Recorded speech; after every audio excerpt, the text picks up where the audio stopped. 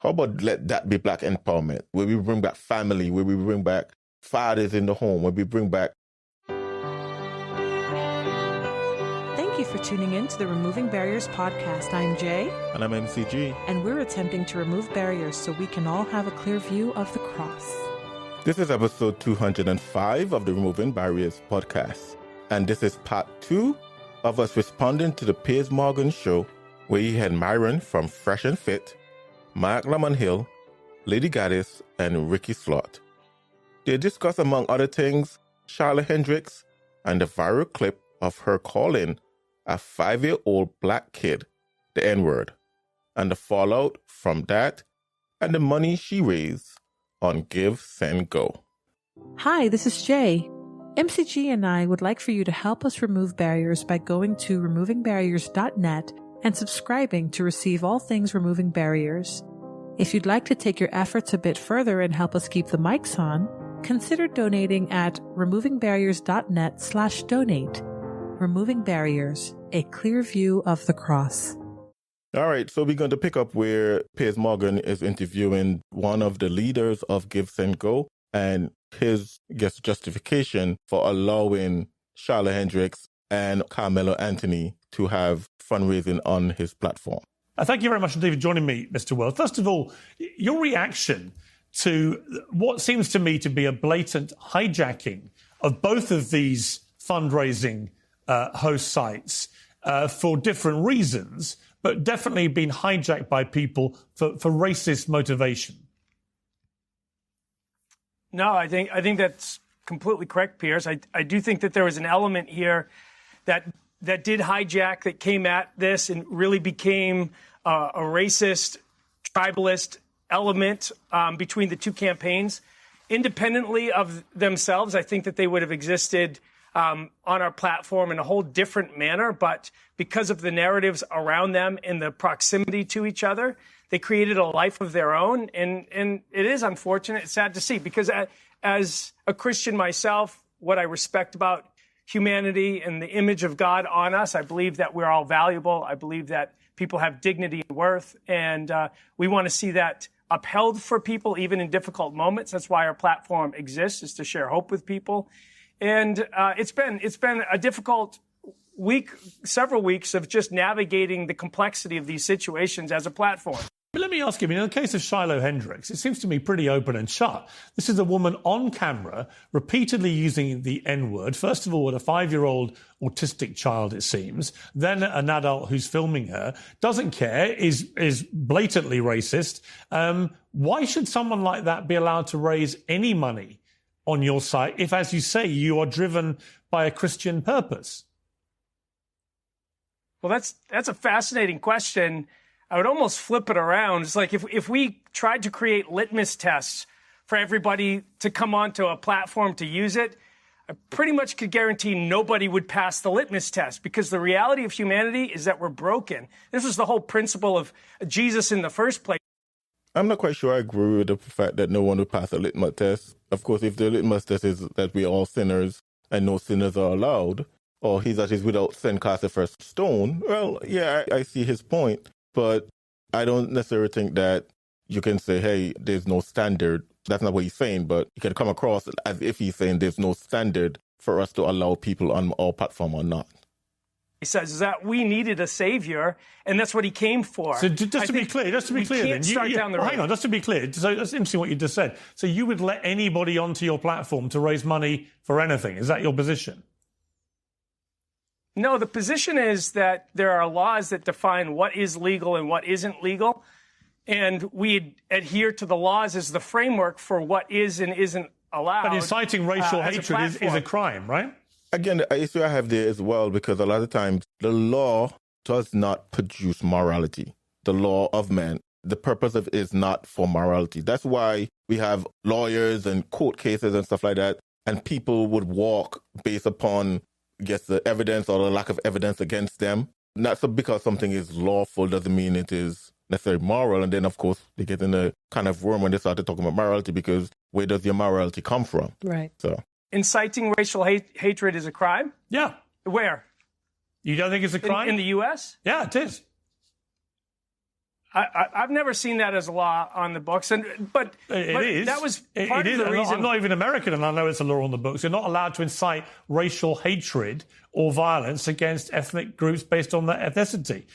I think what Piers is talking about here is hate speech. Hate speech and hate crimes. Which is different than saying racial violence or whatever the case may be. Of course, I think federally, if you attack someone just because they're black, anyone just because of their race or whatever the case may be, or some sort of group, if you attack someone just because they're Christian or Muslim or whatever, that would become as, I don't remember the term for it, but it's some kind of hate. And I think that's what Piers is talking about. I don't think that's a specific name for it, but I think that's where the confusion comes from. He called it a crime, though. The word crime would often involve something like violent crime, assault, murder, vandalism, things like that. Hate speech is, from what I understand, not a crime. Now, in the UK, that's a completely different story. Hate speech is, I don't know if it's on their books. I should probably look it up to see. But de facto, in terms of how people are punished for it, it may as well be. It's a de facto law.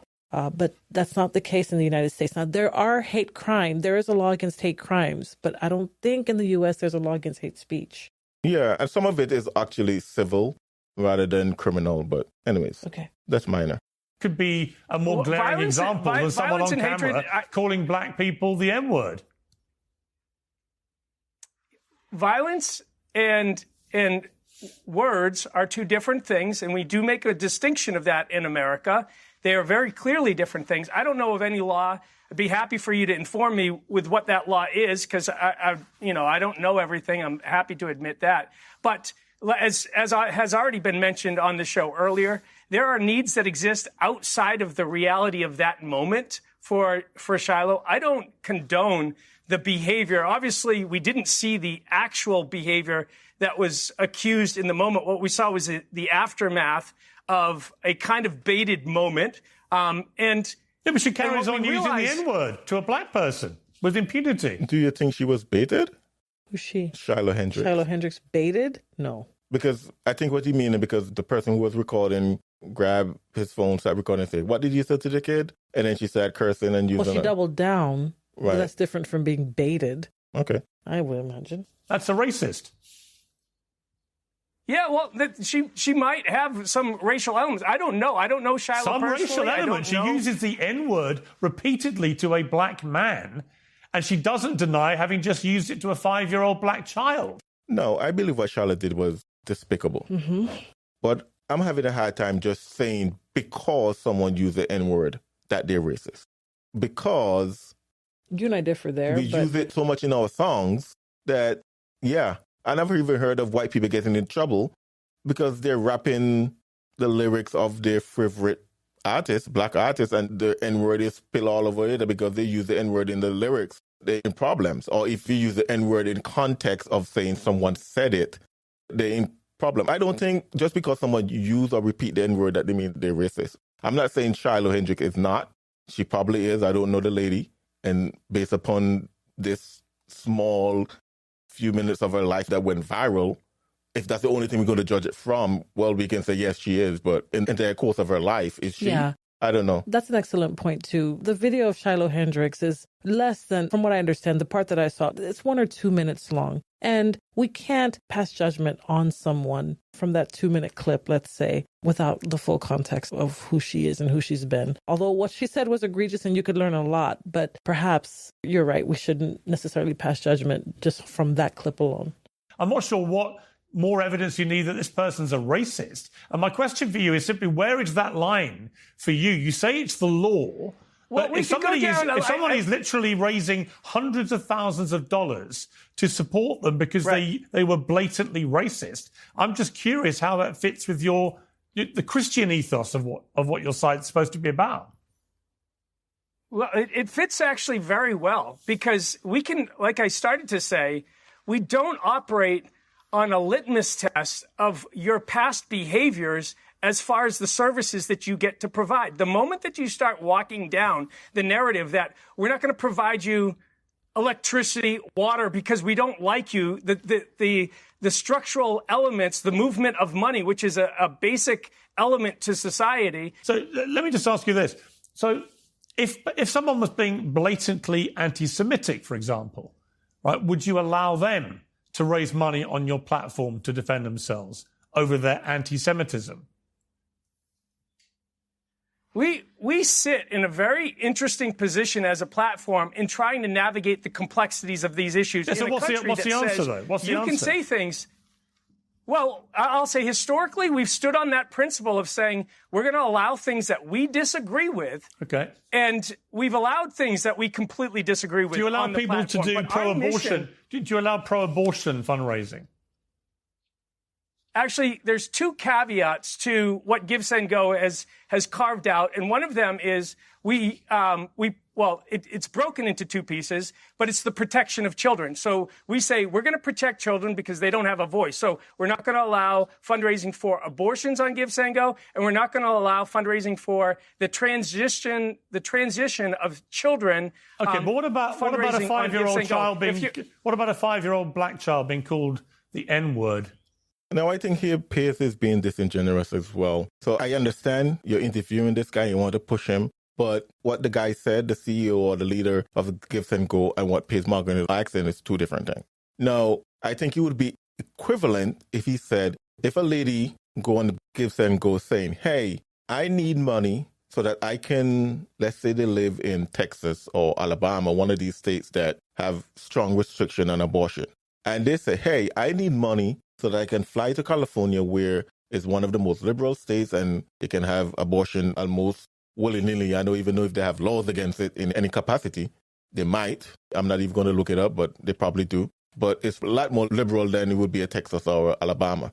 And they say, hey, I want money so I can fly to California and have an abortion and pay for the procedure and stuff like that. They would not allow that. At least this is the impression I'm getting. However, if the person have had an abortion and they have complication because of the abortion, let's say it's psychological or mental issues, and they say, hey, I need money so I can pay my doctor because I had abortion and now I'm suffering from it mentally, or I have complications from taking the pill and I need to go and see the doctor and he can pay for it. I think they will allow that because that is not funding an abortion. That's funding the after effects of the abortion.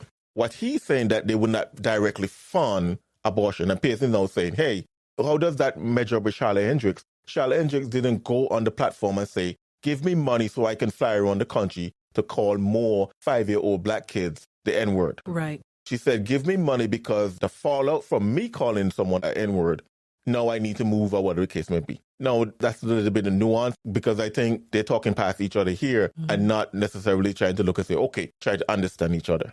What about that? Where does the protection for that child come in?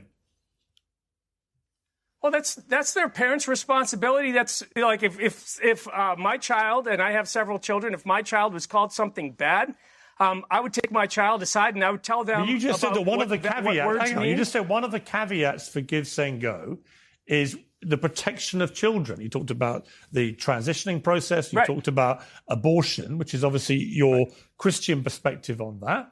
And I'm simply saying, why doesn't it include children being racially abused? Why is that suddenly the parents' responsibility, not yours as a platform? No, because where you are literally enriched. You are going to make well, look, let me just spell it out to you.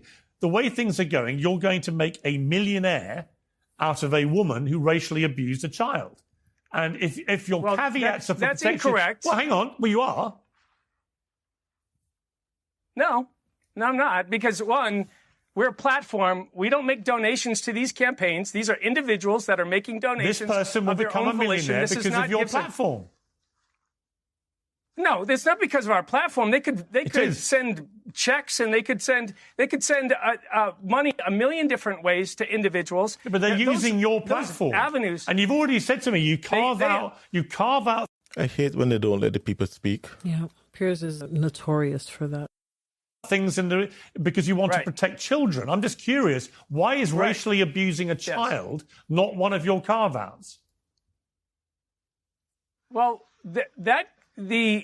what the campaign is fundraising for. So we have to make a distinction between what happens on GiveSendGo and then what happens outside of GiveSendGo. Because we can't police everything that happens outside of GiveSendGo. All that we can police is what happens on GiveSendGo. So the two instances that I gave were about campaigns that if they were created on GiveSendGo, that we would, for those scenarios, we would prevent. But things that happen outside of GiveSendGo, we can't police around. So does someone have the right to raise funds for their security, for their protection, because they've been doxxed, because of a snapshot moment, because everyone has a camera in their pocket?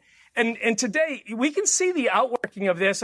3 years ago in New York City, in the middle of the city, there was an altercation between a woman and a black man over bird watching and dogs. And her name was Amy Cooper. And to this day, 3 years later, she hasn't been able to find a job.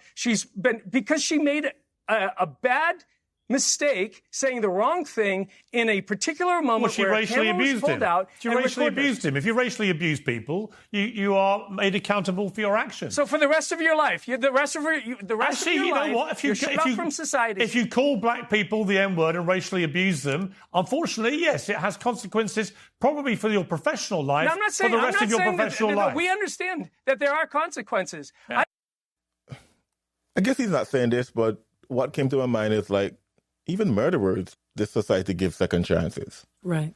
So why is it that even in the case of Amy Cooper, that she can't have another chance? For the rest of her life, she shouldn't be able to get a job He's virtue that signaling. she's qualified to do? He's merely virtue signaling. It's almost like when Douglas Murray had this conversation with Dave Smith. You've never been? It's this whole sanctimonious sort of, I can't believe it. Do you haven't? Same thing. I can't believe you called this person this. Oh, you're deplorable. There's no hope for you. It's that same attitude and, of course, completely unchristlike, but go ahead. I understand there's consequences. What I'm saying is what you're advocating for, it seems, is that for the rest of Shiloh's life, she should be pushed into the recesses of society and that she should not have a voice, that she should be canceled and silenced.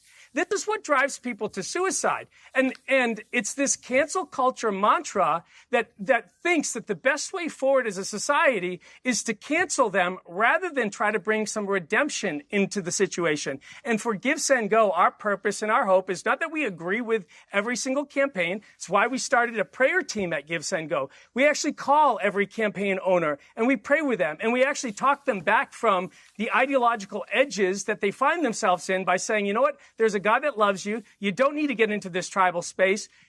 You need to focus on rebuilding that relationship with him because that's the fabric for a principled and moral nation. Here's the flaw with Shiloh. Here's the flaw with Shiloh Hendrix. She, in her message left on the donation site, it goes on, sentence after sentence, playing the victim. She never once mentions that she repeatedly used the N-word.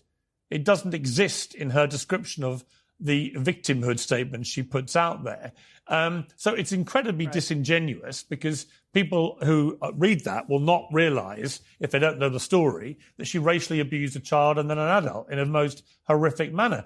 And I'm curious for you, as a company, you take, I believe, tips and donations from each of the donations that come in. Is that how the system works?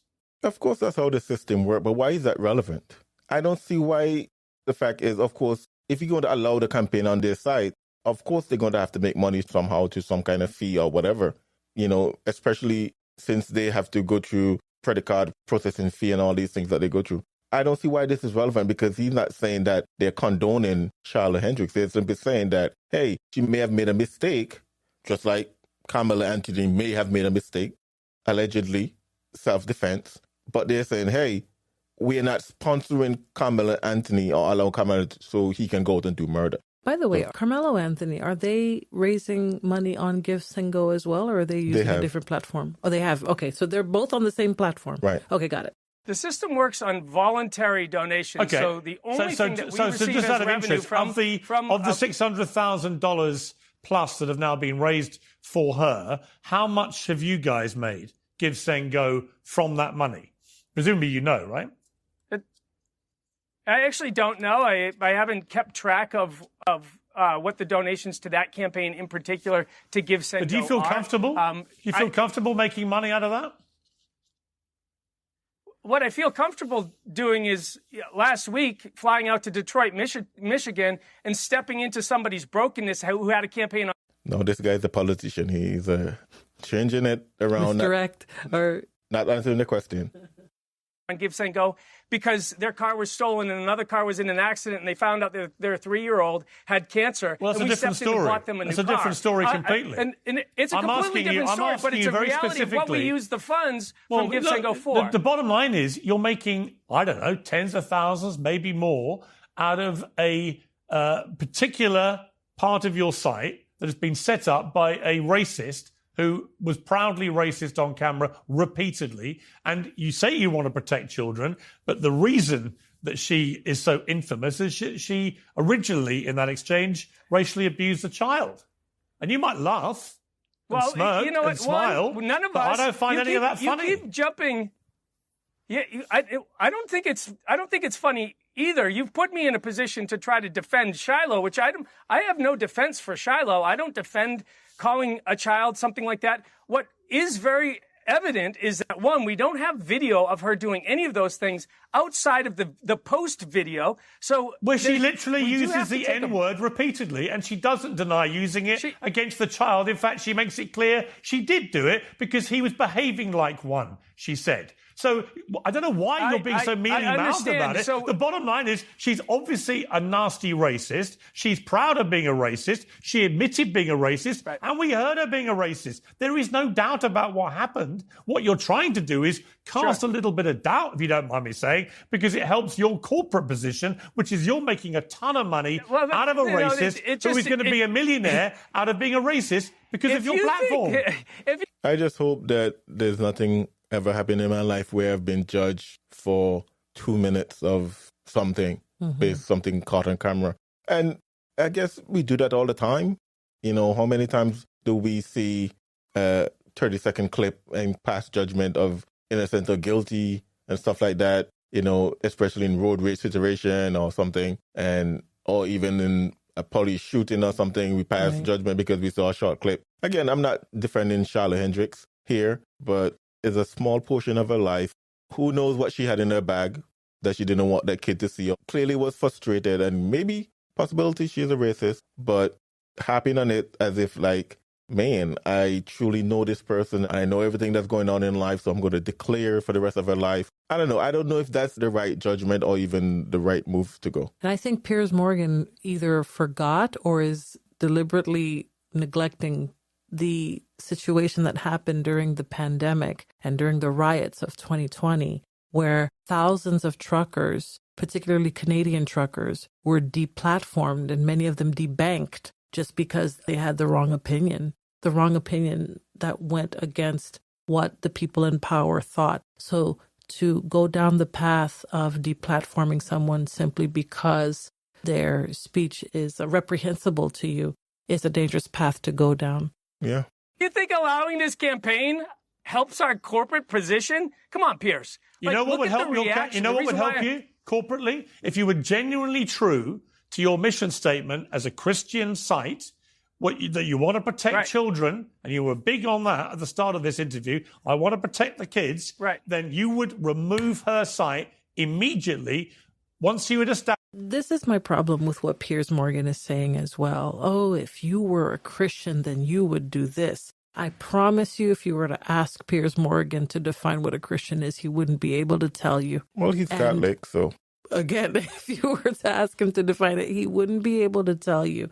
I see it so often on YouTube and other social media platforms where people are getting together and they're talking about Christianity, but they haven't the faintest clue what the gospel is, what true Christianity is. They are lumping Catholicism with Orthodox, with all of these different things that do not present the true gospel. And I think that Piers Morgan would say that Christianity is more of a do unto others, treat people the way you want to be treated, everybody be nice to each other. I don't think that if you ask Piers Morgan what is the gospel, that he would say the death, burial, and resurrection of Jesus Christ. And I think that when we label Christianity something that it's not, and then we are saying, hey, you should either be platformed or deplatformed based on that, your faulty definition of Christianity or whatever you're saying, that's a dangerous road to go down. Well, quite honestly, a lot of the time when folks like that, Piers Morgan and other folks say Christian, what they actually mean is cultural Christian, because they're talking about the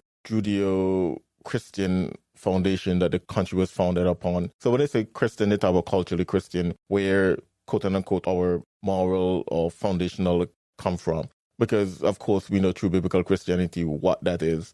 And we just spoke about that in episode 203, I think it was. And many other episodes we talk about it. But Piers is probably more talking about cultural Christian here. Yeah, the same cultural Christianity that would say that homosexuals are acceptable in the sight of God and they deserve all of the, all of the... Right. Right, exactly. So established in your own brain that she'd racially abused a 5-year-old, which, by the way, she admits to doing, right? So you could just do that like that. Yeah, no, we could do a lot of things, but in the country that we live in, there are certain fabric elements that make this America what it is, and they need to be defended. So is free just speech because one people of them? have upset feelings... Free speech? Free speech, freedom of expression. Really? And yet, how odd? Because, Mr. Wells, unless I'm mistaken, you have now removed the ability to comment and removed all the comments on this particular donation site. Again, he's been disingenuous. That was disingenuous on his face, yeah. Free speech has nothing to do with what someone allow on their personal site or platform. Yeah. Like on our website, removingbarriers.net, we've had folks that comment on an article or comment on something, and I have deleted it because it was maybe vulgar, or it was something that I didn't want to be on a website that I manage. Free speech, however, the government not restricting your speech, not private companies and private platforms doing what they want to do. So that has nothing to do with free speech. We use free speech like, free speech just simply means that the government can't come after you. There's a prohibition to the government that it cannot simply persecute you because you say something. Of course, there's limit to everything. And of course, you can't incite violence, can't libel somebody or whatever. But for most part, you can speak against your government, speak against whatever the case may be, say whatever you want to say. It's just like my home. You can say whatever you want to say, but that doesn't mean you can come in my home and say it. And I think Piers Morgan knows that. He was so deeply offended many years ago when Ben Shapiro appeared on his show and gave him a copy of the Constitution. He was so offended because he knows what's in the Constitution. They were discussing gun control, so the context was different. But for someone like him who knows the Constitution, I think he knows that what he just said was disingenuous. But go ahead. Haven't you? Where's the free speech rights of those people who commented? Or are you just a hypocrite? No. Well, recognize what free speech is. Free speech is a prohibition against the government enacting laws to prohibit your speech. You literally just made a speech talking about freedom of expression and free speech, but you have removed all the comments from here. Why are you suppressing and censoring people's right to free speech to comment on these sites? We have, as a private business, the right to operate our business the way that you have the right to suppress free speech. I don't dispute it. I'm just curious why you pretend to be this great defender of free speech when you're literally doing the opposite. No, what we saw very clearly in this situation was a campaign for Karmelo Anthony, and on the back of it, a campaign for Shiloh, and they were competing off of each other, and they were in a cycle of vitriolic tornado of sorts. And we said, we need to put some calming effect on this by removing the back and forth element that's going on in this particular situation. It wouldn't necessarily have happened if these campaigns were completely independent, months, years apart from each other. As a Christian, because I'm told that... I kind of agree that turning off the comments, if you're going to allow their campaign on the website, and that's a different discussion. If I were in charge there, would I allow these campaigns? Maybe not. But if you're going to allow them, at least try to calm their... Remove the divisive element. Exactly, because a lot of people go in there not necessarily to donate, just to comment. Mm-hmm. And to stir up the pot and to create trouble. Right. Have you read the comment section of articles? It's just a cesspool, so...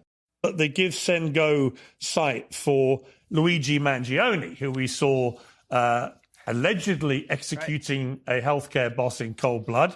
I don't think there's much allegedly about it, but we'll let the process take its course.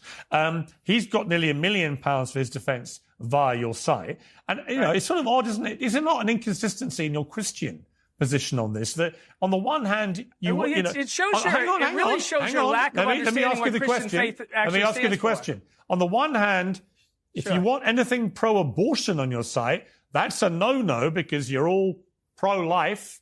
And yet, on the other hand, you're helping a bunch of alleged murderers raise millions. Do you not see an inconsistency with your Christian hat on?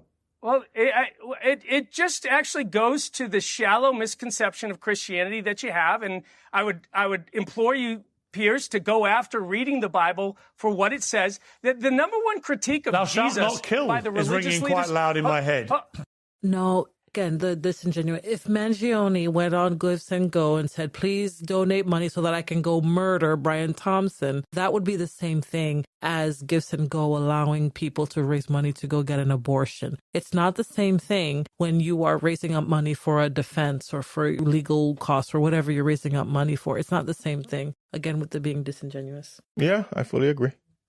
The number one critique of Jesus by the religious leaders of the day was that he hung around with the prostitutes, the drunkards, and the sinners. He was the guy that went to the lowliest of low places, and he actually shared hope in the midst of the worst places. We find ourselves in a very similar situation, and our goal at GiveSendGo is to share hope to people in the midst, and part of that is navigating how we do it. We have a prayer team that calls people and prays with them, actually shows them that they're valuable. We have an initiative, like I was mentioning earlier. All right, but the bottom line, Mr. Wells, I appreciate you coming on, but the bottom line is, the reality of the situation is that if you racially abuse a kid, you can become a millionaire on your site and you won't stop it happening. And if you kill somebody or allegedly kill somebody, you won't stop that happening either. But with your Christian hat on, if somebody wants to put anything up that's pro-abortion, whoa, not having that, Gov. And if you want to put a comment under one of these more contentious sites, your free speech rule immediately collapses. Listen, I'm sorry, Piers, if you can't recognize that children don't have a voice and they should be protected. What about the voice of this little 5-year-old black kid? Where was his right not to be racially abused? He doesn't have a campaign on GiveSendGo. Not only he's going to say he doesn't have a campaign on GiveSendGo, but I disagree with Piers. And this might seem outrageous, but he does not have a right not to be racially abused. That's true. None of us have that right. Right. Again, if you're all for free speech, Piers, you will say he doesn't have a right. I'm not saying that Shiloh Hendrix or anybody should be racially abusing anybody. But no one of us have that right to say that someone can't say something nasty to us. Yeah. Now, her response might be a little bit different. There's a lot of conflating happening. Yeah, there. Maybe she say it to somebody, or she say it to, I guess, the wrong or the right person, or however you want to look at it, and she might get a punch in the mouth, or whatever the case may be. Not advocating violence or anything. I'm just simply saying, depends on who you say it and when you say it. I remember there was a story years ago of this American guy went to Germany and was doing their Hitler salute or whatever the case may be. And he got a royal beating for doing it. So again, you might say something that's not acceptable in society, and you might say it to a black person or whatever the case may be, and you might get a punch in the nose. Whether that is for the moral good or whatever the case may be, not advocating for any 5-year-old to be racially abused, but to say he have a right not to be, I disagree with you.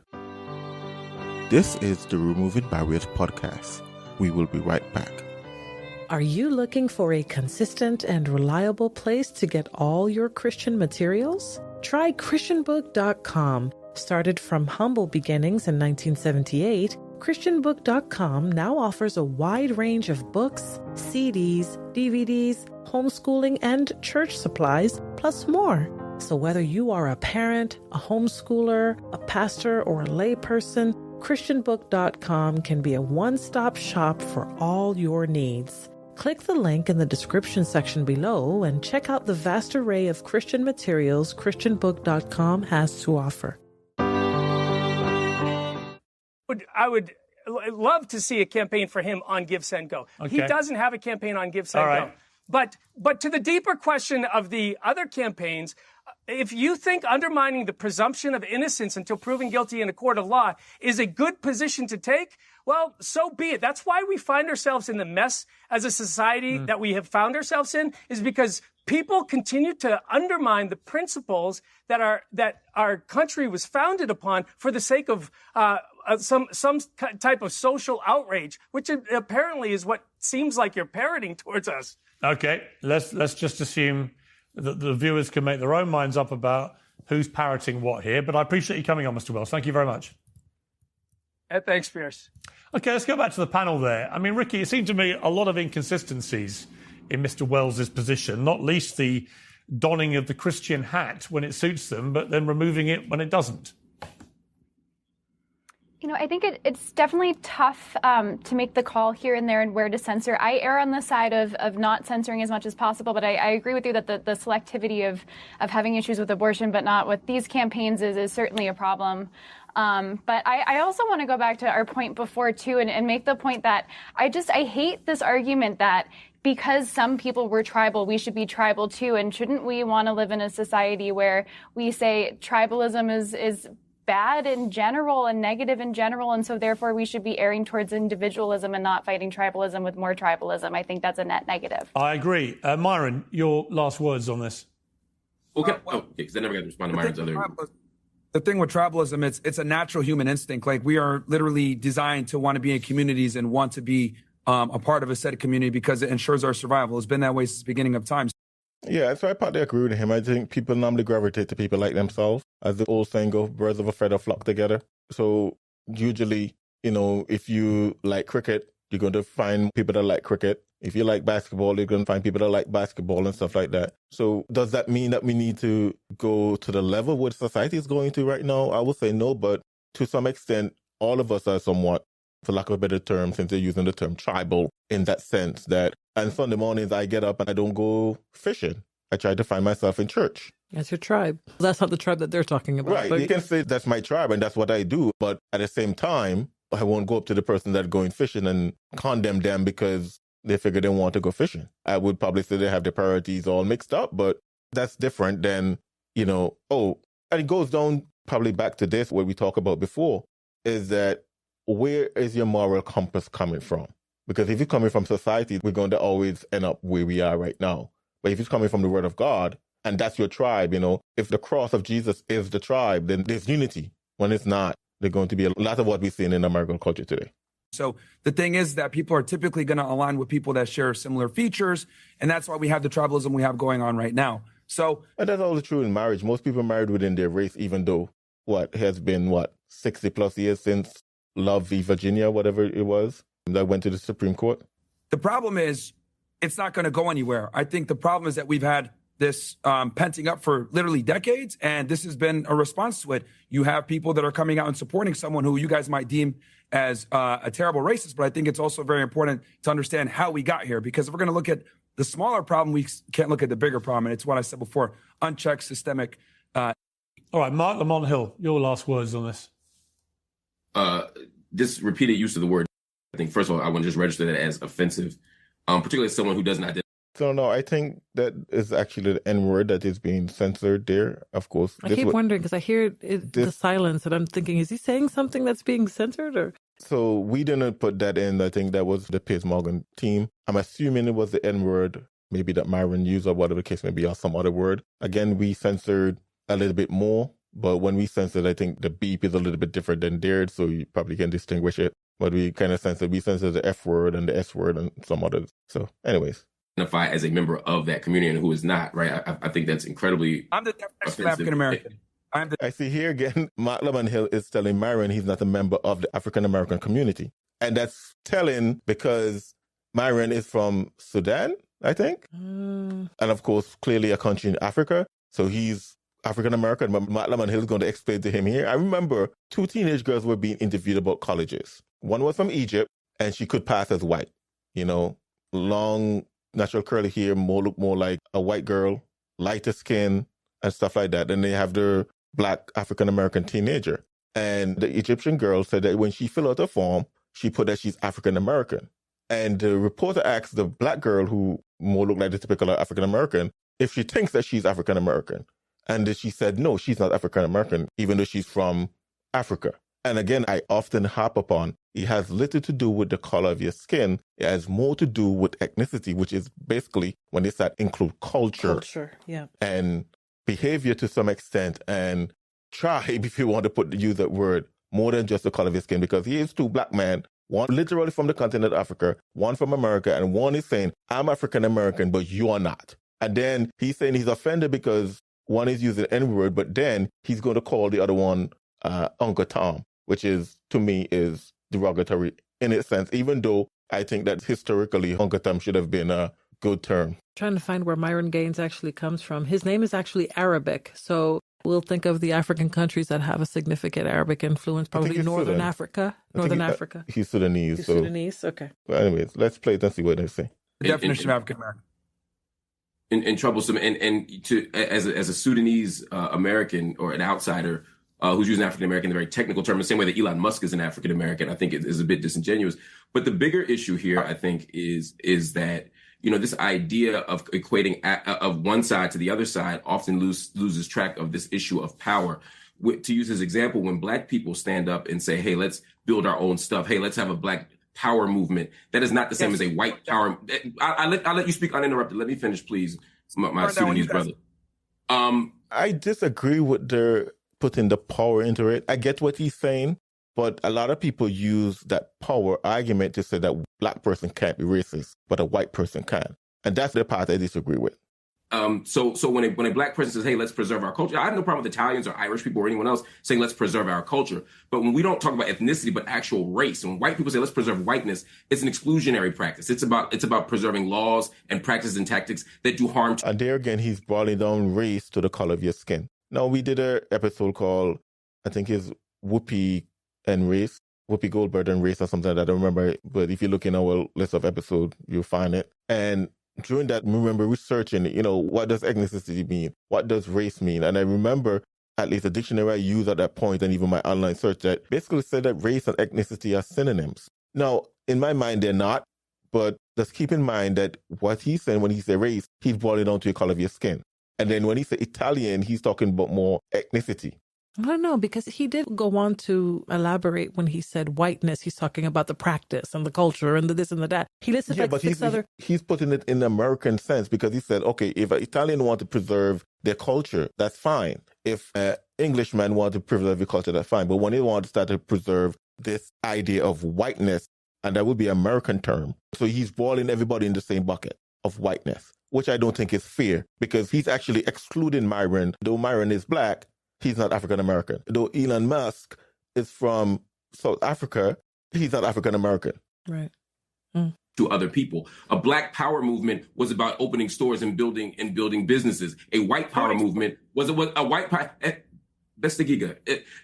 A white power movement was about something very, very, very, very different. A white power movement included lynchings and included Ku Klux Klan, etc. So let's not pretend that these are opposite sides of the same coin. When white people say, "Let's save our country," and even using language of our country, when Black people built this thing, when you say that, you're talking about forcing people out of the country. You're talking about laws that discriminate. You're talking about doing harm to people. Let's not pretend these are the same thing. Just like these GoFundMe campaigns are not the same thing. I'm okay if everybody gets out of the GoFundMe industrial complex. I'd love that. But let's not pretend that supporting someone for a fair trial is the same thing as supporting a grown white woman berating and calling the N-word to a 5-year-old autistic Black child. And the fact that everyone in here can't be unanimous in condemning that says exactly how they're not the same. I totally agree. I'm going to go to Lily Gaddis and just ask you one more time. Well, I think we can condemn what Shiloh Hendrix did, and also say, at least I am waiting to see what's come out in the child for what Karmelo Anthony did. Right?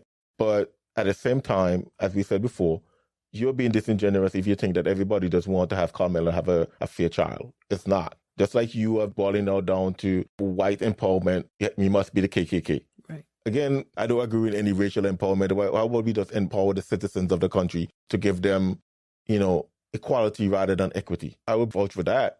How about we make sure that our laws affect the white man equally as they affect the Black man?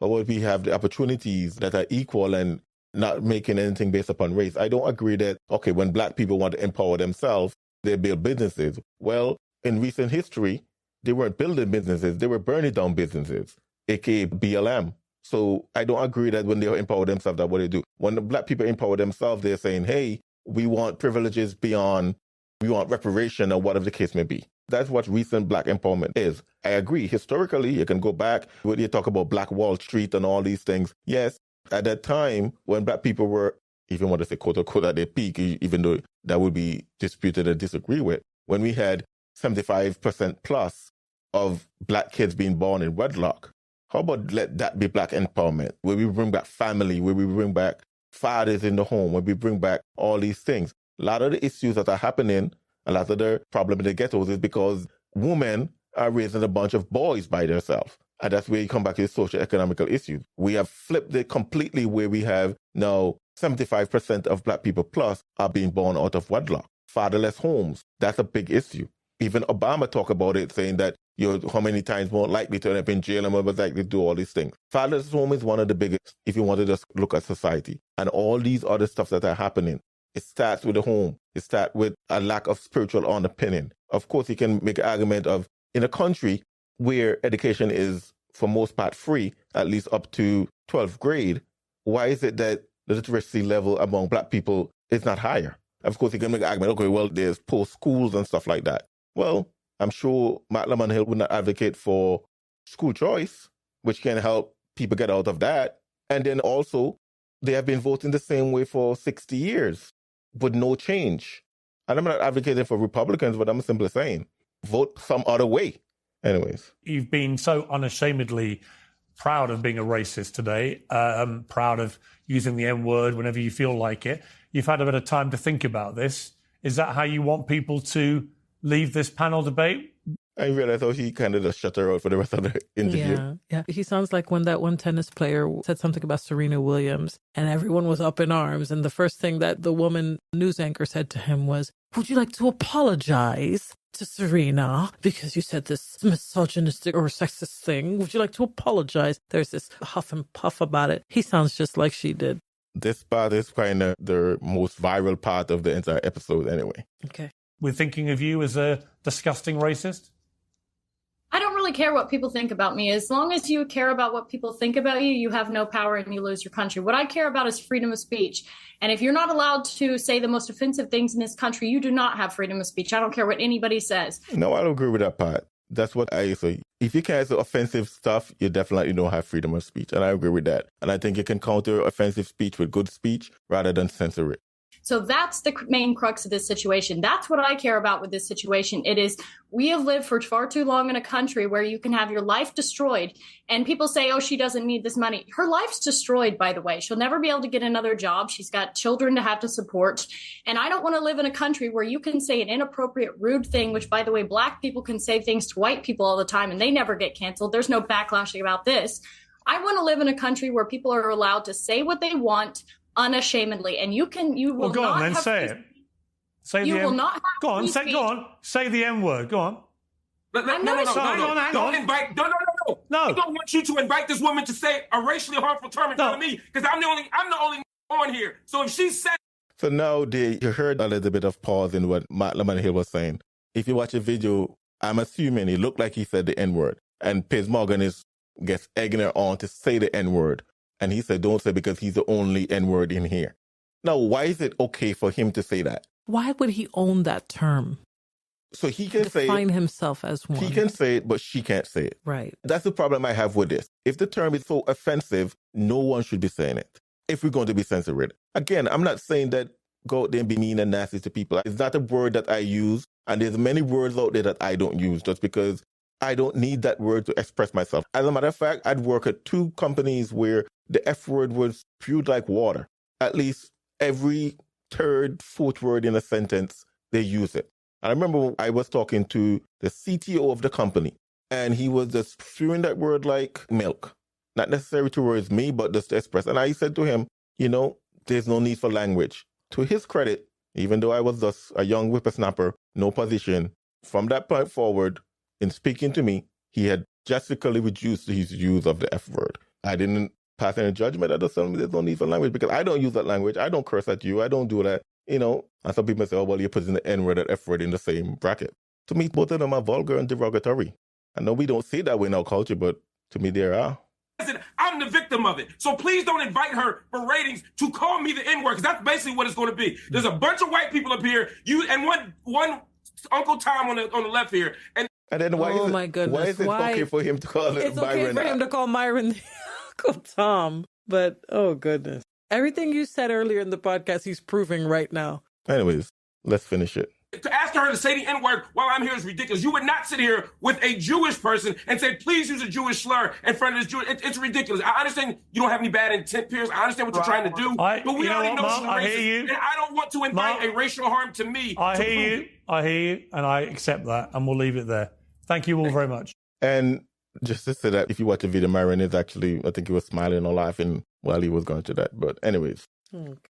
All right, so there you have it. I'll just end with some scripture verses. I think we're talking about, freedom of speech, the N-word, and all these things. And just as Christians, where we stand, of course, I don't believe in censoring words, but I think the Bible does call us to control our tongue. The Bible does call us to speak a certain way. You don't want to be vulgar and rude and nasty and offensive in your language, even though sometimes there's some things that are going to be offensive, like the gospel by nature is offensive when you tell people they're a sinner and they're in need of a savior. Their way is not the way to salvation. But at the end of the day, you don't want to go about be deliberately offensive. The Bible says in Colossians 4 verse 6, let your speech be always with grace and seasoned with salt, that you may know how we ought to answer every man. And of course, James chapter 3 verse 2 to 11, for in many things we have offended all. If any man offend not in word, the same is a perfect man, and able also to bridle the whole body. Behold, we put bits in the horse's mouth, that they may obey us, and we turn about their whole body. Behold also the ships, which though they be so great, and are driven by fierce winds, yet are they turned about with a very small helm, whithersoever the governor listeth. Even so the tongue is a little member, and boasteth great things. Behold, how great a matter a little fire kindleth. And the tongue is a fire, a whirl of iniquity. So is the tongue among our members, that it defileth the whole body, and setteth on fire the course of nature, and is set on fire of hell. For every kind of beast, and of birds, and of serpents, and of things in the sea is tamed, and had been tamed of mankind. But the tongue can no man tame. It is unruly evil, full of deadly poison. Therewith bless we God, even the Father, and therewith curse we men, which are made after the similitude of God. Out of the same mouth proceeded blessing and cursing. My brethren, these things ought not so to be. Though the fountain sent forth at the same place sweet water and bitter. Then I think of Matthew 15 and verse 19. For out of the heart proceeded evil thoughts, murders, adulteries, fornication, thieves, false witness, blasphemies. And Jeremiah 17 verse 19 and 20. The heart is deceitful above all things and desperately wicked. Who can know it? I, the Lord, search the heart. I try the reins, even to every man according to his ways and according to the fruit of his doing. Then I also, Proverbs 23 and verse 7, for as he thinketh in his heart, so is he. So those are some verses on the heart and on the tongue and then speech from the Bible. A wise man once said, your beliefs becomes your thoughts becomes your words becomes your actions becomes your habits becomes your values, and your values become your destiny. So I'll just end with that. Hey, even though I'm sitting here saying that I think people should be allowed to say whatever they want to say, I think as Christians that the Bible does call us to control our tongue and not to be directly offensive. So what is the N word, the F word, the S word, the H word, or the C word, or whatever the word that will directly offend someone? Maybe it might be best that we don't have those in our vocabulary. And to just tack on to what you said, Galatians 5:13 says, for brethren, you have been called unto liberty, only use not liberty for an occasion to the flesh, but by love serve one another. All right, well, we'll end it right there. Thank you so much for listening to the Removing Barriers podcast. Make sure to rate us everywhere you listen to podcasts, including Spotify, Apple Podcasts, Google Podcasts, or Stitcher. Removing Barriers, a clear view of the cross. Thank you for listening. To get a hold of us, to support this podcast, or to learn more about removing barriers, go to removingbarriers.net. This has been the Removing Barriers podcast. We attempted to remove barriers so that we all can have a clear view of the cross.